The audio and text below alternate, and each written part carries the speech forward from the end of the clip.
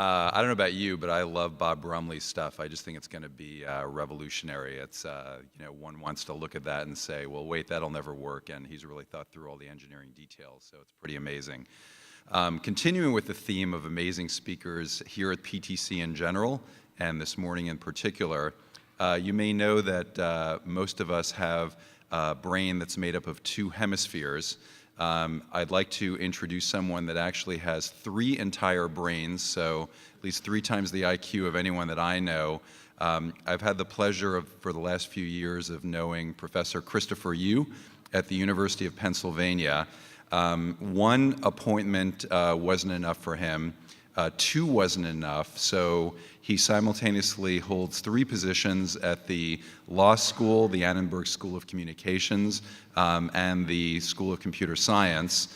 He also clerked for a Supreme Court justice, and of all people in the world, what really amazes me is that he's able to weave together technology, regulatory policy, societal implications, the market structure as it evolves, and so it's just promises to be an amazing talk. I won't take any more time away from him, but he's going to cover everything you've always wanted to know about net neutrality, technology, and things that are going right and things that are going wrong. So please join me in welcoming Professor Yu. Thank you, Joe. Well, it is an honor to be here. I don't know if I can cover everything there's to say about all the things that Joe talked about, but I will do my best to see what we can do. It's interesting. There is a backward quality to current technology debates. We're very much rooted by how things were in the past, and you often see in discussions, oh, this is the way things were in the past. Therefore, we should continue them into the future. And as many people say, the financial advisors say tell you past results do not predict future performance. These things only matter if the relevant factors haven't changed.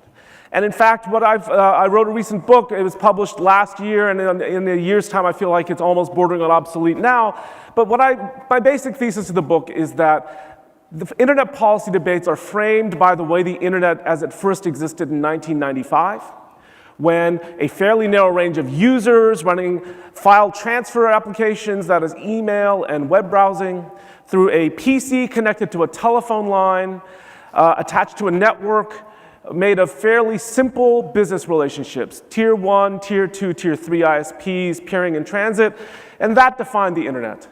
All those statements are now wrong. The fact that those statements the extent to which they're wrong has major implications in ways that I feel that current policymaking has not really fully digested. Even more problematic to me is technology is used in this space not to enlighten, but rather to obscure. It's often used by policymakers who do not, in front of policymakers who do not understand the technical concepts, and their foundation is not laid to really explain them well, and at that point it becomes what I call policymaking by slogan. Someone comes up with some catchy phrase and it dominates the debate. And I will tell you right now, one of the missions of the University of Pennsylvania is to create some novel joint degree programs between the engineering school and the law school to try to rectify some of this, but I wanted to talk briefly about some of the ways that I think a more sophisticated analysis, a better grounded analysis might yield some insights. So for example, I hadn't really planned to talk about this, and this obviously isn't in my book because this decision was handed down last week, but one thing that has been a major issue in the last decade of US internet policy is network neutrality. On Tuesday of last week, the court handed down the decision, and in fact, it in fact struck down the FCC's effort to impose a network neutrality order. Now, what's interesting to me is there is a tendency to say that the internet should carry all applications equally, and in fact, the people who are supporting network neutrality challenge the distinction that the US regulator made between wired and wireless solutions, offering a lighter touch regulation for wireless solutions. Now, what's interesting is they also say congestion management is a reasonable step that networks must take. Now, the inability to understand the technology causes some basic problems. So, for example, anyone who understands the Jacobson algorithm and the solution that we've been running to congestion management since the mid-'80s understands that it's based on a statistical inference that's not valid for wireless. You assume that packet loss inherently means congestion and not corruption of the packet, and that in fact you should slow down or else you'll lead to congestion collapse. And in fact, wireless networks drop packets much more frequently, and in fact, if it's dropped for corruption purposes, slowing down your throughput rate is absolutely the worst thing you can do. All you do is underutilize your network. In addition, it's based on TCP transmissions that use acknowledgements. New applications such as video, VoIP use UDP, which do not use them. We have a bunch of ways we're attempting to engineer them back into the system, largely not that widely deployed. Still never solve the problem of aggressive or non-compliant flows, and in fact, we understand that this is inherently a feedback-based system that causes certain characteristic lags in the system and causes shorter latency paths to take more and more of the bandwidth. Now, this is basic engineering, none of it's path-breaking, none of it is understood by policymakers. When I ask them, do you understand how congestion is managed on the internet? The answer is invariably no. Another example is what I think of as the impending saturation of markets, which is we've been in an era where we've had a large, carriers have focused on trading up dial-up customers into broadband customers. And what we see, this is US data, survey data done by Pew Internet Research, is what we see is that current internet usage is at 85% and that broadband upsells in the 70s. And this ties in with a traditional literature based on product life cycle that says the nature of competition fundamentally changes when you hit a mature area of the market. How does it change? One, greater price competition. Nothing great, terribly earth-shattering, but in fact, instead of getting one generalized product and try to sell it to many, many people, what you're going to find is you shift from what some economists call a shift from extensive competition, that is getting new greenfield customers or new customers into the market, as opposed to intensive competition, that is delivering more value and generating more revenue from the existing customer base. And if you do that, you need increasing specialization, higher quality, a whole bunch of different techniques, additional services that didn't really characterize the first generation of broadband. In addition, greater emphasis on cost, greater emphasis on strategic alliances, partnerships, the nature of competition fundamentally changes. Another revolution that I believe is underappreciated by policymakers in the US is the growing importance of wireless broadband. In fact, they still report data almost entirely in terms of fixed broadband and focus entirely on it. And in fact, I've just had an exchange in the Harvard Law Review with another major scholar who insists that wireless will never become an effective substitute for fixed line broadband. Well, what's fascinating to me is under basic broadband numbers, currently wireless broadband represents 65% of the market in the US. This is at fairly low speeds. At higher speeds, this is the base broadband measure the OECD uses of 200 kilobits per second. The higher data, the difference isn't quite as dramatic, but the trend lines suggest it's just a matter of time, particularly with the aggressive build out of LTE in the United States. What you can start to see, even more importantly, is what it's doing to the competitive environment. At the 6 megabit standard, this is FCC data that they publish. As of right now, it's basically 99% of the US gets coverage with at least one provider, and the number of places that have 3 providers at 6 megabit coverage is at 80%. This is as of end of 2012. At higher tiers, at 10 megabits, right now, 3 providers, 48% coverage in the United States. This is at the point where neither T-Mobile nor Sprint had begun aggressively rolling out LTE.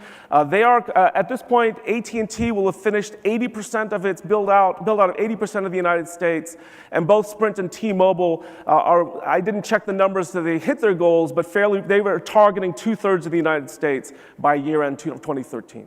So these numbers are extremely conservative, and the idea that we would not have, it's extremely likely that as of now, the beginning of 2014, the number of parts of the country in the US covered with 3 players is much, much higher. The other question is, what about speeds? At 10 megabits per second speed, people say that's not enough. For some rough benchmarks, Netflix recommends 8 megabits per second. Skype's benchmark is 12 megabits per second for large multi-party video conferencing. And these are right now under measured speeds in the US. LTE is capable of providing an average of 15 megabytes per second through AT&T, Verizon, and T-Mobile, and the peak is at 60. And so the idea that this is clearly a technology that's revolutionizing the space. As a university professor, one of my privileges is I actually can find out trends in a very simple way. I ask my students how many of them have a fixed broadband connection, and the number drops every single year. I don't even bother asking if they have a fixed line phone. So wireless broadband, in addition, there are many different things about this environment. First, the relevant commodity that people are buying is apps, not content. The relevant platform is no longer the browser. It is now the wireless OS, which really means access to the App Store. There's great uncertainty about the technological architecture. I did a study, I've done several studies about how the early network neutrality cases have gone in the US. Two prominent ones, Apple FaceTime takes what we normally think of as an application, puts it in the operating system. Google Wallet puts it in the chip. From a technical standpoint, these are largely indeterminate decisions. And in fact, what you start to see is these are technical decisions, but now you're seeing different people, even though they're not strictly speaking an IP-based technology, begin to fold them into larger policy debates without understanding that regulating in a certain way would lock it into a certain place in the technological architecture without understanding what the implications are. There is radical differences in the value chain in the wireless space. Everyone understands who's done the math that device manufacturers, end-user device manufacturers, are much, much more successful in the wireless space at capturing value. It's astounding to me when I see some rudimentary competition policy analyses that fail to understand just how much this environment has changed from a business standpoint. And then, in fact, what we see is a persistence in regulators in thinking of things of the space in terms of one-size-fits-all solutions. When we're in a world where it's a great deal of experimentation is required, we start to see a lot of different attempts to find ways to optimize it. And I'm a believer that, in fact, you tend to see the arguments favored in open versus closed. I believe that is a false dichotomy. That, in fact, there's an excellent argument from a competition policy standpoint that a world in which we have both a relatively closed platform in Apple and a relatively open one in Google Android is possibly the best of all possible worlds, because you have the ability to get applications that need a closed environment to be optimized, to have that option, and you have an open environment as a safety valve from a competition policy standpoint. And the idea of polarizing the debate, I think, is extremely unhelpful. The last larger point is familiar. I've actually heard it discussed at this conference already. There's a standard topological model about tier 1, tier 2, tier 3 ISPs, here portrayed as in concentric circles instead of the traditional hierarchical fashion. And as we know, things no longer move up to the backbone and back anymore. We have multi-homing where people are purchasing multiple connections. We have secondary peering where regional ISPs are peering directly with each other and able to settle on a settlement-free basis. And that, in fact, we see the growing use of server farms, data centers, and CDNs. And this is causing some fascinating technical problems for the policy space, which are completely neglected, not the least of which is BGP, while theoretically supporting policies, remains in its heart of hearts a tree architecturally focused routing protocol. So what is a problem? Now that we have multiple paths to reach to connect two endpoints, we now have to make routing policy decisions. And most of BGP works that you use one link to the exclusion of the other until the link fails, and then you use the other link. Now, anyone who's bought the utilization of both links understands the problem with this. Well, first, from a pure efficiency standpoint, you would like to fully utilize both links. Second, from a cost standpoint, if you've actually purchased a guaranteed amount of bandwidth on those links, you would like to fully saturate those before going to others. Now, by definition, one of those is the non-default BGP path, which means it's longer, which will have congestion implications, latency, throughput implications, all of those things. Second, it'll improve application performance. If you have links with different speeds, you will want to selectively move between the link on a load balancer of some form to actually maximize the performance for the benefit of your for your throughput and your actual consumer experience. Just as wireless providers will hold data and give you voice if you're in a low bandwidth location, we would expect the same thing to happen with most networks. In fact, we are starting to see the need on the privacy side.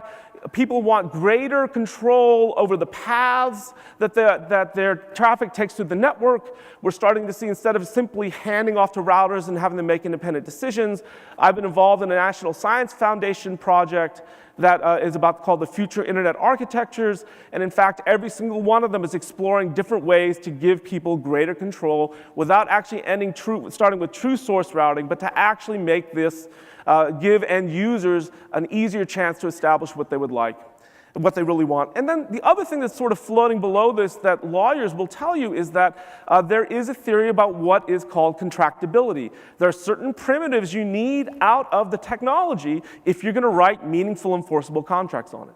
And as of today, that is not supported by the current architecture. There are many experiments about how to make that possible. Lastly, this really isn't about the control plane. There is a general misunderstanding of two-sided markets. And I think everyone who's in this business understands that any advertising-oriented business where a great deal of the value is generated by advertising is inherently a two-sided market. Those are the bigger points. I'll leave this up. These are the chapters in addition to the 4 major changes I saw in terms of the way I believe the network is changing. These are the individual policy chapters where I talk about the various implications about what would happen. That would be, I believe the internet is inherently non-neutral in the sense for all the reasons, latency, distance, every application will be handled differently. In the wireless space, we all know the near-far problem means that if you have to cut down the bandwidth of the near person, you still get collisions when they're equidistant from the base station. There's tons of problems that are going to happen that will cause you, based on other people's usage, to change the amount of throughput a carrier gets. I believe that the ongoing fights we're seeing at the ITU and at the Wicket are natural consequences of the growing diversification of the internet environment, that in fact informal governance is breaking down predictably. Migration of functions into the core, change in the optimal level of standardization, the inevitability of intermediation, the myth of the one screen, complete convergence, everything on IP, a fascinating story. Verizon is thinking about reserving part of its LTE bandwidth for broadcasting, because there are moments where that's still a very efficient way for transmitting data. Maturation of the industry we discussed, and the looming cost of further bandwidth expansion. Many people still want to leverage the old legacy technologies and are operating from that assumption. As a friend of mine says, Moore's law does not apply to digging ditches. And there's certain realities out there that when it's not about extending the legacy architecture, it requires a fundamentally different set of economics that people have generally not realized. That's the end of my presentation. I would be happy to take questions, if there are any.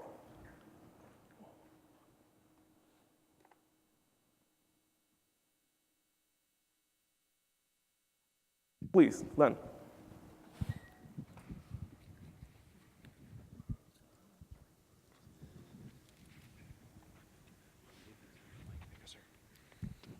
So you started looking at the U.S. with 3 wireless carriers. How do we convince regulators that 3 is enough? The answer to me would be empirics. The leading study is done by Tim Bresnahan and Peter Rice. They discovered that in terms of price benefits, the vast majority of price reductions happens with the entrance of the 3rd carrier.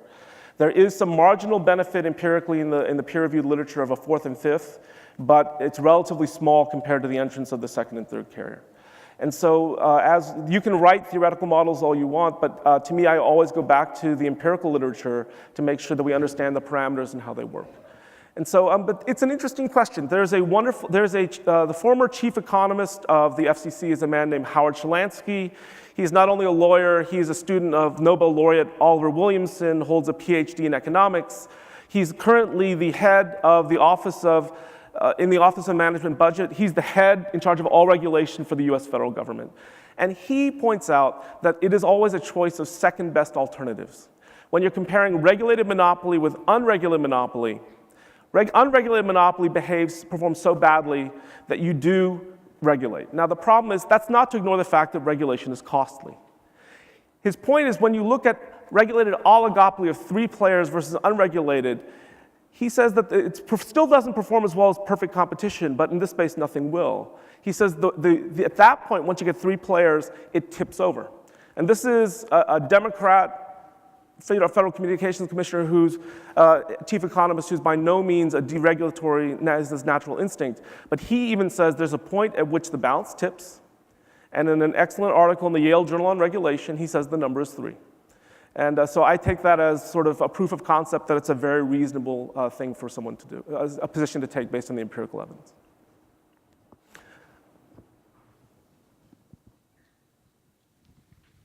This will have to be the last question. Sure. Do you agree with the DC Circuit basically held that, or basically got rid of the net neutrality rules based on the conclusion that the edge providers like Netflix were the customers of the carriers, and therefore the FCC had imposed a common carriage regime, and that was the justification for the internet rules? What do you make of that? Do you agree with that conclusion? Even though they don't pay for that service and are not subscribers of the carriers per se? I will not go into great detail because then I will enter planet law and all of you will go to sleep. I do not think that is an accurate characterization of what the DC Circuit held. And I'd be happy to talk to you about it at greater length on the legal side. That law is done. Let's talk about it on the policy side. The animating concern has been that network providers will use their position in the market to hurt content and application providers. But the fascinating development now, it's relevant in a lot of parts of the policy, is Open Connect. The CDN being pushed up by Netflix, they're coming to carriers and saying, I used to pay you transit. I'm going to put a CDN in your data center or your CO or your headend. And at this point, I'm not paying you any more transit. So at that point, we start to see a content provider using its market position to accomplish a great deal, to change a bargain. And my reaction, that should be just as okay too. Because they've valued from an investment, they've made forward contracts and content, gone from 13 billion to nothing, to up to 18 billion on a roller coaster, and this is their reward. And so to me, we should be willing to let bargains like that occur. My time is up. Thank you very much.